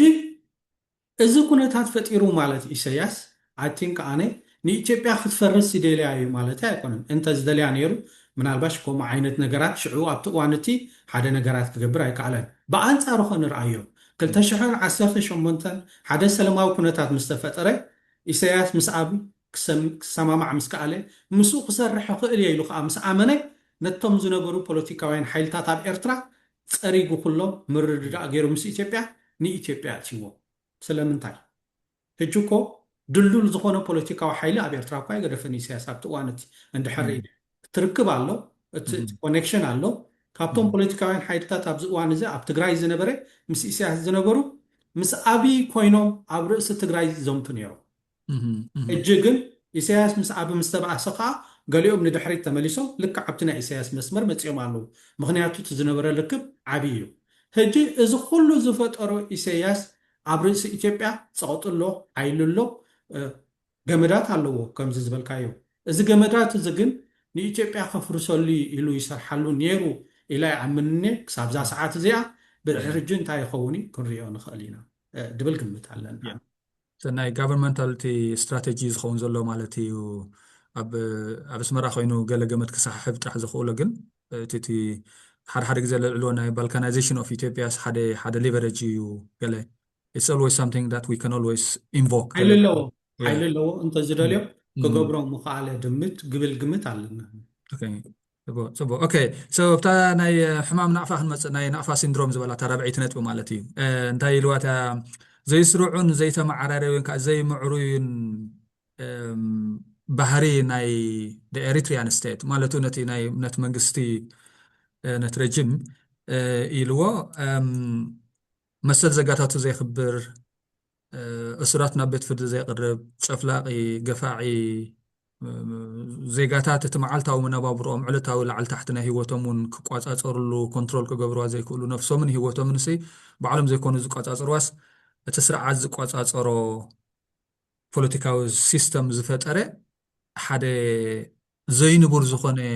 ፖለቲካዊ ስርዓት እዩ ኢልዎ ማለት እዩ ከይዱ ቁርብ ትንተናታት እውን ሂቡ ዳርጋ ናይ እንታይ ኣርእንስ ናይቲ ናይ ኤርትራ ናይቲ ስርዓት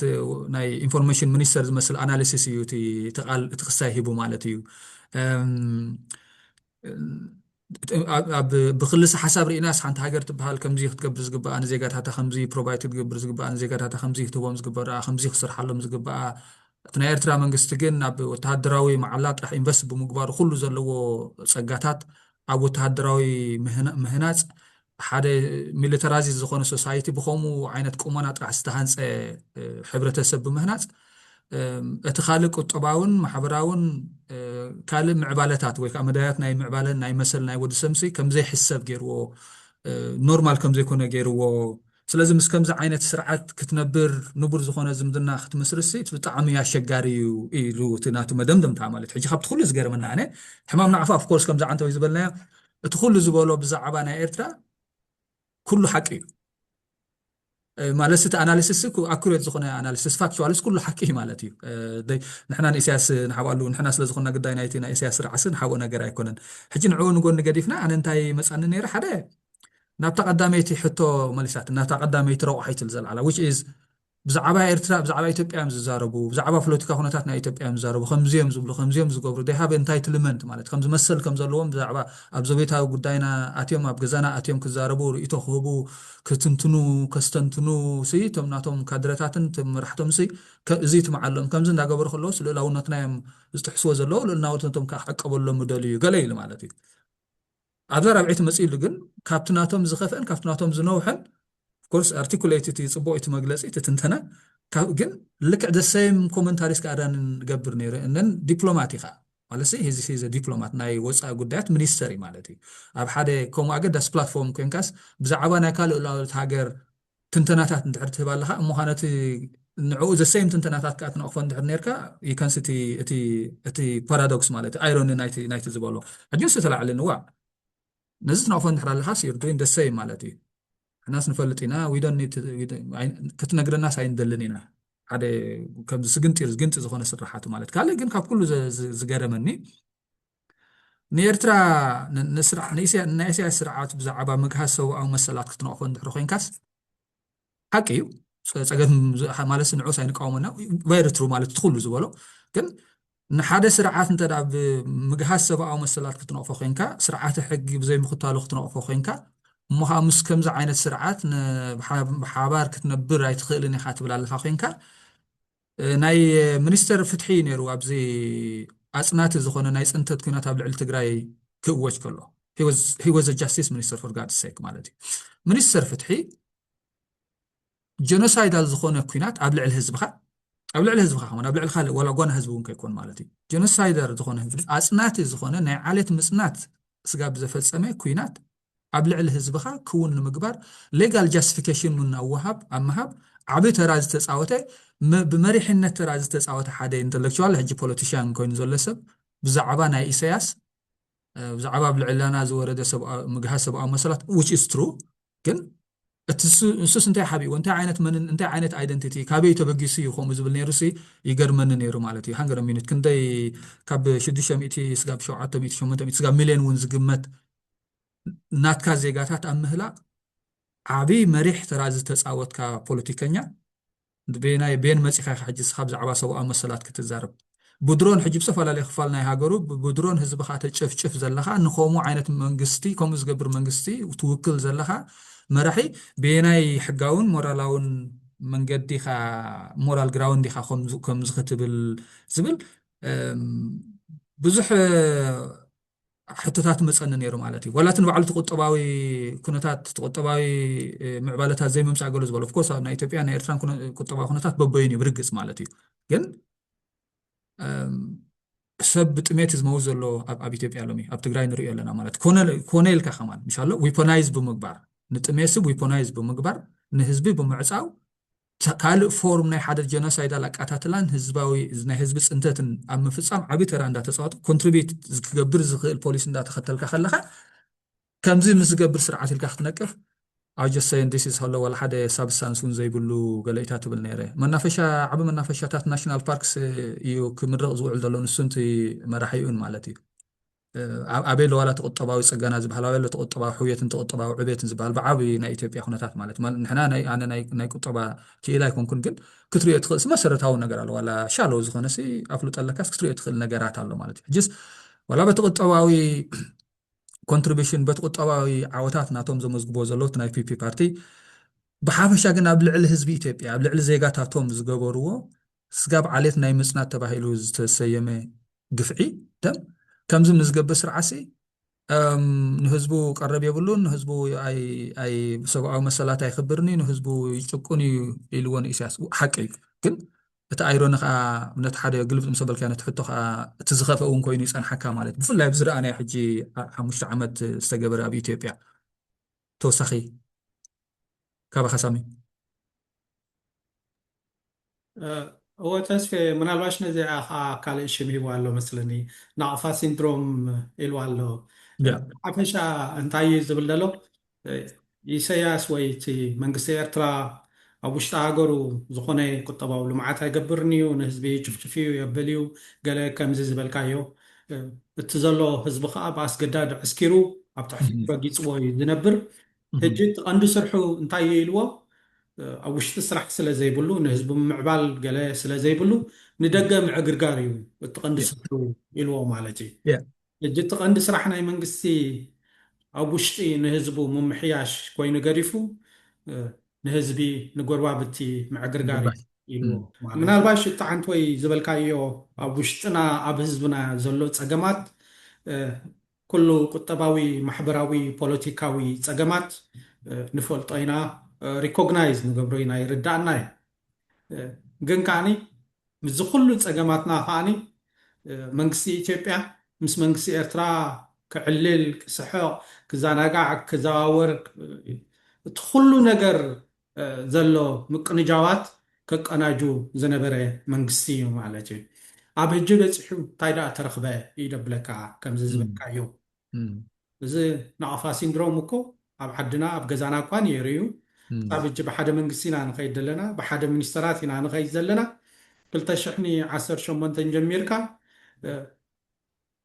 እንድሕር ንህዝቢ ኤርትራ ትድንግፅ ምናልባሽ ትድንጋፅ 1% እንድሕር ኮይኑስ ወላ ሽዑ ዳ ድንግፅ ኣበይ ዳ ነርካ የብለካ እዩ ኪንዎ ሓሊፍካ ግን ምናልባሽ ኣብ ኢትዮጵያ ሰላም ኣሎ ድዩ እንድሕር ኢልካ እቲ ናይ መንግስቲ ማሽነሪ መሳርሒታት ከ ንኩሉ ኢትዮጵያዊ በፅሖ ድዩ እንድሕር ኢልካ እውን ካልእ ሕቶ እዩ ግን ኩሉ ግዜ ከምዚ ናትካ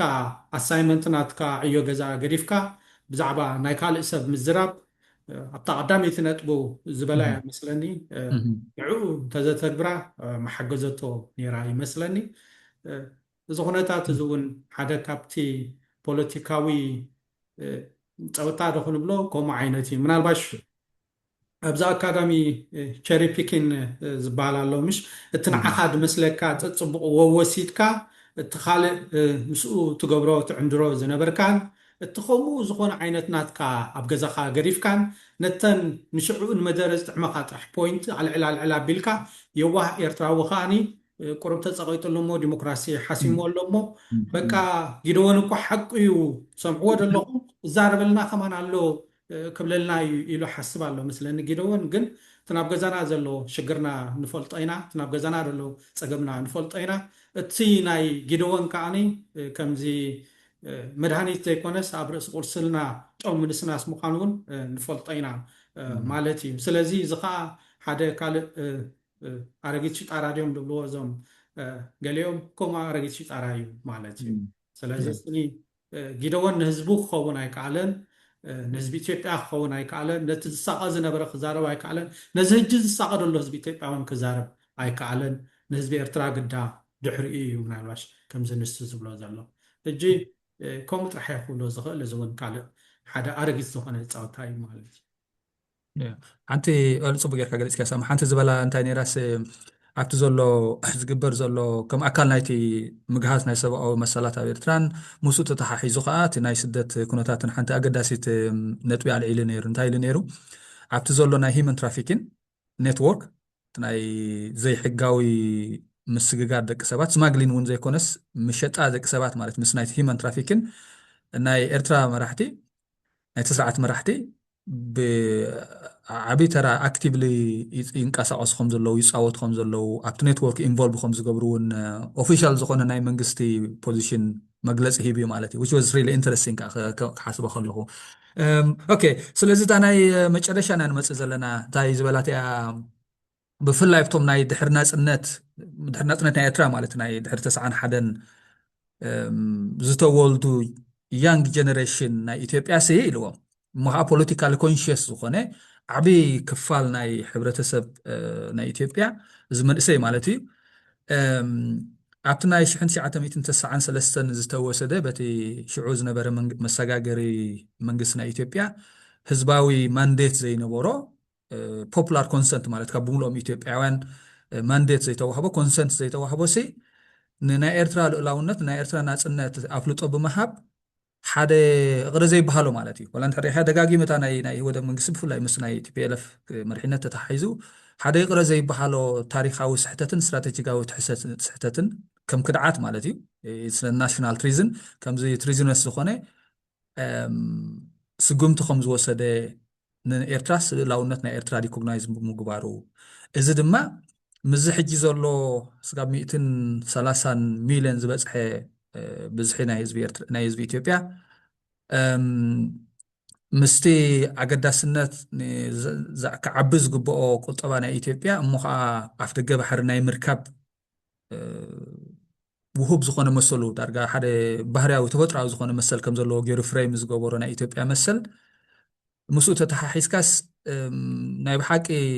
ርትዓዊ ዝኾነ ሌጂቲሜት ዝኾነ ሕርቃን ሬዘንትመንት ጣዕሳ ከም ዘሎ ንዕኡ ንምህዳእ ዝተገበረ ፈተነታት እንታይ ከም ዝመስል ፈተነታት ግን ኣይ ነገረን ግን ንዕኡ ንምህዳእ ዝተሓሰበ ነገር እውን ከም ዘይተዓወተ እቲ መንእሰይስ ናይ ብሓቂ ቅሬታ ከም ዘለዎ ንናፅነት ናይ ኤርትራስ ኣካል ናይ ኢትዮጵያ ከም ነበረት ኤርትራስ ከም ዘይፈልጦ ናፅነት ናይ ኤርትራስ ከም ሓደ ውሁብ ባህርያዊ ነገር ማለት ከም ሓደ ኩውን ነገር ገይሩ ጥራሕ ከም ዝተቐበሎ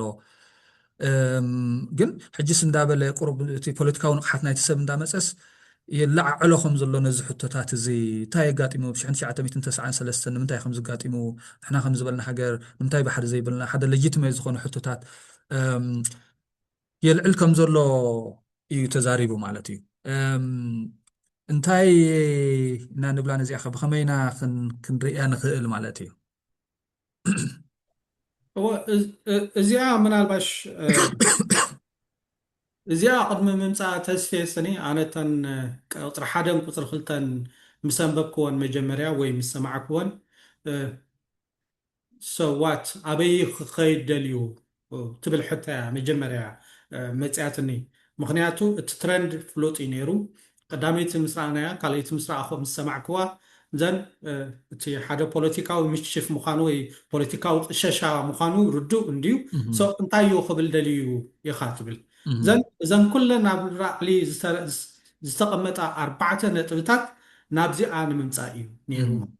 ምናልባሽ መንግስቲ ኢትዮጵያ ነቲ ዝነበሮ ናይ ፖለቲካዊ ኣረኣእያ ዳይረክትሊ እንዲመፅዎ ነይሩ መጀመርያ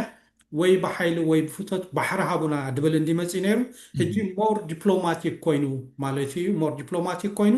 እቲ ሽግር ናይ ባሕሪ ጥራሕ ኣይኮነን እንታይ ደኣ ናይ ካሊእ እዩ ኣብ መጨረሻ ኸ እንታይ ባሕሪ ሃቡና ስለዚ 00 ናብኣ ካልሚኔሽን ፖይንት ወይ ናይ መጨረሻ ፖይንት ናብኣ ይመፅእ ሕጂ እዛ ናይ መጨረሻ ሕቶ ከምዚ ዝበልካያ ምናልባሽ ህዝቢ ኤርትራ ተዋሂቦ ኣይኮነን ትናፅነቱ እውን ክትብል ትኽእል ኢኻ ምናልባሽ ፖለቲካዊ መስርሕ ስለ ዝኾነ ኣብ መጨረሽታ ረፈረንደም ገይሩ ብድምፁ ኣፅዲቕዎ ዳ እምበር ህዝቢ ኤርትራ ን30 ዓመታት ዝኸውን ብተፈላለየ ዓይነት መስርሕ ዝሓለፈ ቃልሲ ኣካይድ እዩ ኣብዚ ቃልሲ እዚ ከዓኒ ብዙሓት ኣሰዊኡ ብዙሓት ካብ መረበቶም ተፈናቂሎም ተሰዲዶም ብዙሓት ተቐቲሎም ብዙሓት ከዓኒ እቲ ዘስካሕክሕ ዝኾነ ናብራ ርእዮም ኣብዛ መጨረሻ ትመፅእ ደላ ናፅነት ኣምፂኦም ማለት እዩ እዚ ናፅነት እዚ ህዝቢ ኤርትራ ሙሉእ ክገብሮ ዲሞክራሲን ክሰፍን ቁጠባዊ ልምዓት ማሕበራዊ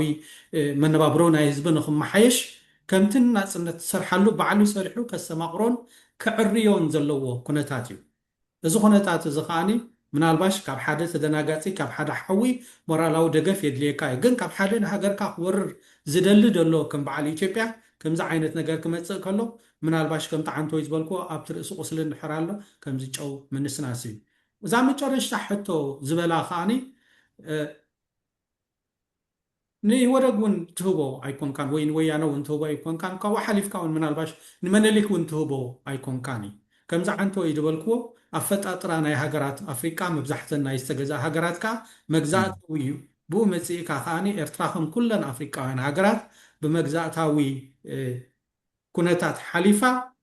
ተወሊዳ ሃገር ኮይና ነራ ፌደሬሽን ኮይና ነራ ዘንቲ ሓዊሳ ዘንቲ ቃሊሳ ዘን ሃገርነታኻ ኣውሒሳ ሕጂ ኢትዮጵያውያን ዝደልይዎ ዘለዉ ናይ ባሕሪ ሕቶ ናይ ኮመርሻል ሕቶ እንድሕር ኮይኑ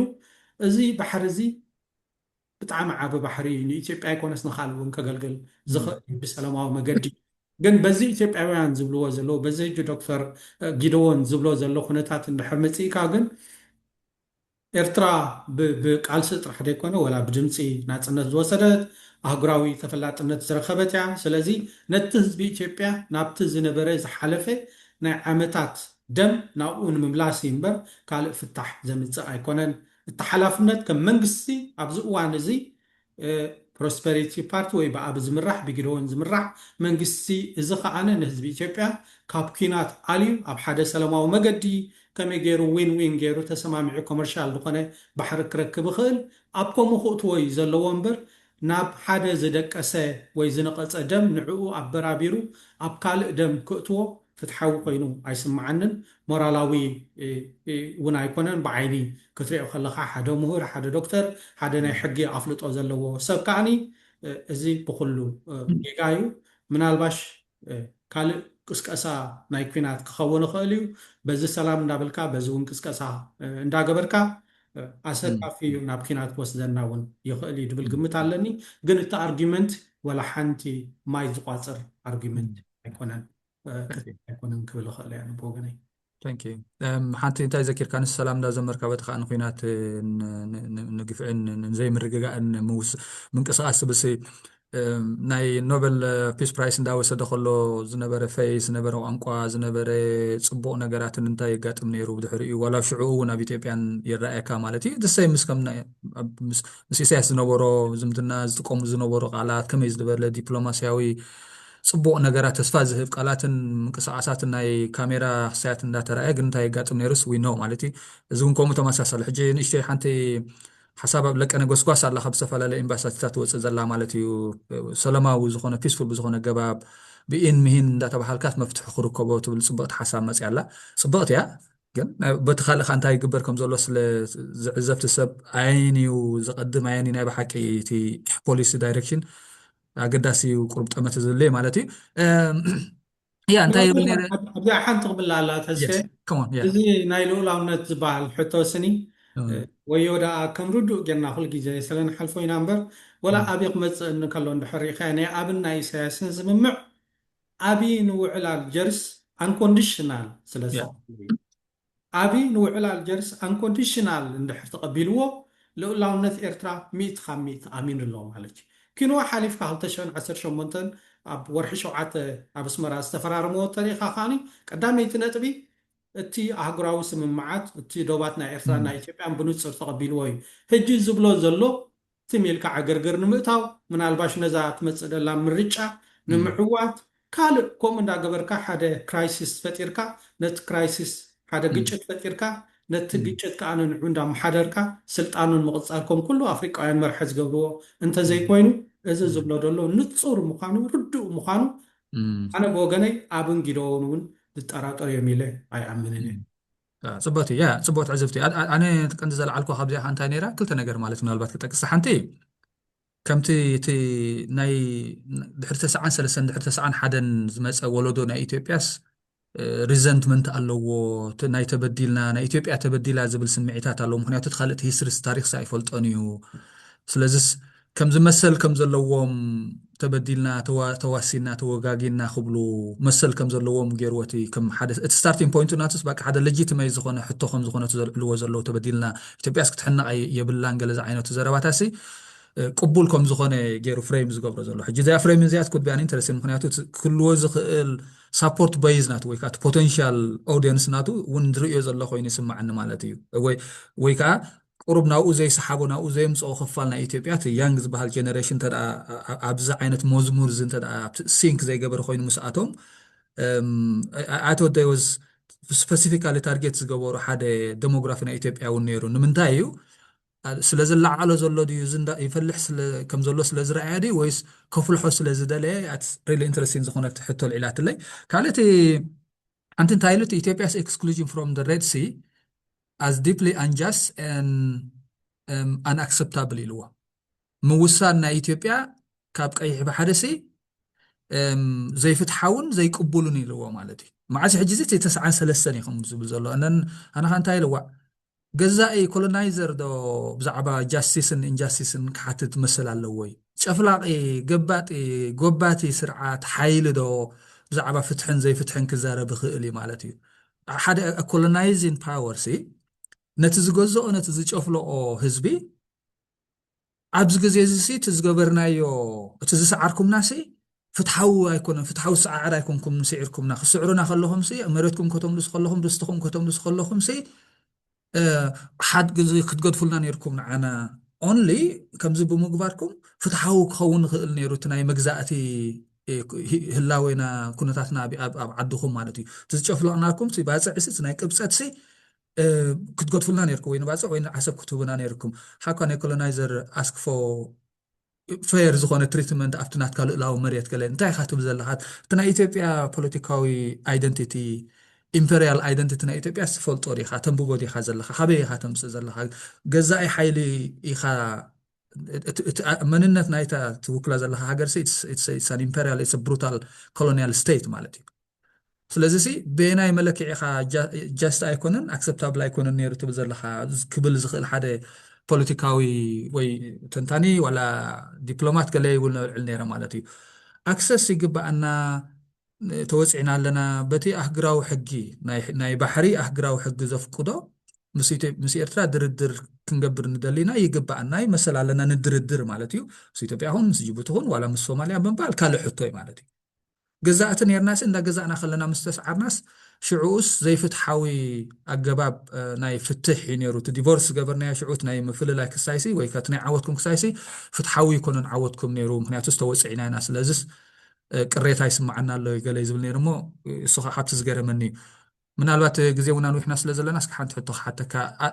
ምዚ ሎም መዓልቲ ዝገበርናዮ ቀዳሚ እውን ዕላል ትንክፍ ኣቢልና ነርና እንታይ ኣብ ቀዳሚ ምስ ሓደ ሰብ ዕሊ ነይረሲ ምስ ገለ ፈተውቲ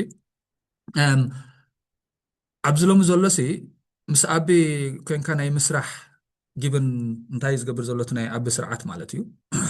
ብሕቶ ናፅነት ናይ ኤርትራ ናይ ባሕሪ ይግባእኒ ብሕጋዊ መንገዲ እውን ዘይኮነሲ ሕቶ ናይ ፅነት ናይ ኤርትራስ ክኽለስ ኣለዎ ናብ ዝብል ደረጃ ዝበፅሐ ፖለቲካዊ መርገፂ ዝሓደ ስርዓት ገብርዎ ድዮም ኣይገብርዎን እዮም ስጋብ ክንደይ ሓቀኛ ክኸውን ዝኽእል ካልእ ኮይኑ ግን ኦፊሻሊ ከምኡ ኢና ንብል ዘለና ቀትለካ እያ ዝበለካ ካስ ኣይኣምነካኒ ትብሎ ዲኻ ማለት እዩ ብመትከልሲ ከም ዝቃወሞ ኣነ ነዚ ከም ዘይንቕበሎ ንኢሳያስ ከዓ ከምኡ ከም ንቕበሎ ከም ዘይንቕበሎ ከም ንቃወሞ ከዓ ክልተ ፀላእቲ ክልተ ዓመፅቲ የብሉና ከም ዘለዉ ገሌልና ንዕልል ነርና ሕጂ ከምዚ ናይ እገሌ ትባ ኮይንኩም ገለ ዝዓይነቱ ፅቡቅ ካራክተራይዜሽን ማለት እዩ ሕጂ እንታይ የልዕልለይ ዋት ዱ ዊ ዱ ሞ ንኢሳያስ ስለ ዝፀላእና ሲ ንሓደ ከምዚ ዓይነት ናይ ወራሪ ውቁሉዕ ናይ ወራር ኣዋጅ ንዝእውድ ናይ ባዕዲ ሃገር ሲ ዋት ዱ ዊ ዱ ስለዚ ንኢሳያስ ሳፖርት ናትና ዲና ለንደን ንገብር ዘለና ከምዚ ምግባር ገሌለሲ ሪፍሌክት ይገብር ነይረ ምስ ኢሳያስ ትዳናገፅ ኣለካ ዲኻ ሳሚ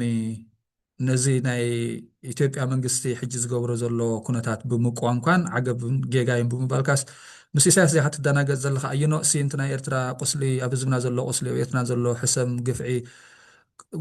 ቁርብስካ ኣምፓክ ግበሮ what is happening how do we handle this መጀመርያ ከም መወዳእታ ክኾነና ኣብቲ ናይ ዶክተር ጊዶን ክልተ ክጠቅስ ሕልፍ ኢሉ ዝጠቐሰን ሓንቲ እንታይ ይጠቅስ እዩ ሳብ ሕጂ መንግስቲ ኤርትራ ግዛታትና ወይ መሬትና ኣብ ሰሜን ትግራይ ኣብ ሰሜን ኢትዮጵያ ሒዙ ዘሎ ይብል ኣብ ገለ እዋን ከዓ እንታይ እዩ ዝብል ምስ ኩሉ ኩነታት ምትኽታኽ ዝገጥመና ዘሎ መሬትና እውን ተወሪሩ ዘሎ ነብስና ናይ ምክልኻል መሰል ኣለና ግን ላት መሰል ከለና ቁርብ ሪስትሬን ጌርና ኣለና ነብስና ዓቂምና ኣለና ምክንያቱ ኣብቲ ከባቢ ሓደ ዓብ ግጭት ንኸይፍጠር ኢልና ስኒ ነብስና ዓቂምና ኣለና ብል ብተዘዋዋሪ ኣንፈት ንኩናት ከም ዘሎ ዓይነት እዩ ዘቐምጥ ስለዚ እቲ ኩነታት ቀሊል ከም ዘይኮነ ሓደገኛ ከም ዝኾነ እዩ ዘርእየካ ምስ ኢሳያስ ትደናገፅ ኣለካ ዲኻ ንዝብል መጀመርያ ከም ኩሉ ግዜ ዝብሎ ኩሉ ግዜ ከም ንብሎ ኣብ ዓድና ሓደ ፀቓጢ ዝኾነ መንግስቲ ከም ዘሎ ክስመረሉ ዘለዎ እዩ ምክንያቱ ከም ዝኾነ ህዝቢ እሞ ከዓ ከም ተቃሊስና ንሓርነት ንናፅነት ዝተቃለስና ህዝቢ ዲሞክራሲ ፍትሒ ብስርዓት ክንመሓደር እንድሕር ገበን ጌርና ቤት ፍርዲ ክንቀርብ እሞኒ ትዝግባእና መቕፃዕቲ ክንወስድ እንደሊና እዚ ዓይነት ነገራት ኩሉ ይጎድለና እዩ ናብ ዓድና እዚ ዝብል ዘለኹ ከዓኒ መሰረቱ ስለመን እዩ ስለ ህዝቢ ኤርትራ እዩ ማለት እዩ ሕጂ ሓደ ቁርብ ፀቓጢ እንብሎ ስርዓት ኣብ ዓድና ኣሎ ካልኣይ ከዓኒ ክወረኩም እየ ክገብጠኩም እየ ዝብል እሞ ከዓ ዝተፈተነ ስርዓት ኣብ ትግራይ ዝረኣናዮ ብዓለማት ብዘናይ ህዝባዊ ሰብኣዊ መሰላት ሃገራት ከዓኒ ወር ክራይም ገይሩ ዝተባህለ ስርዓት ኣለዎ ማለት እዩ ሕጂ ንበል ኣስዩ እስከ ምዝ ስርዓት እዚ ተደናጊፀ ኣብ ዓድና ዲሞክራሲ ከም ፀልና እዩ ገለ ይበል እሞኒ ኩናት ምስ ኣወጀ ምስኡ ታንክ ተሰቒለ ይኺዳነ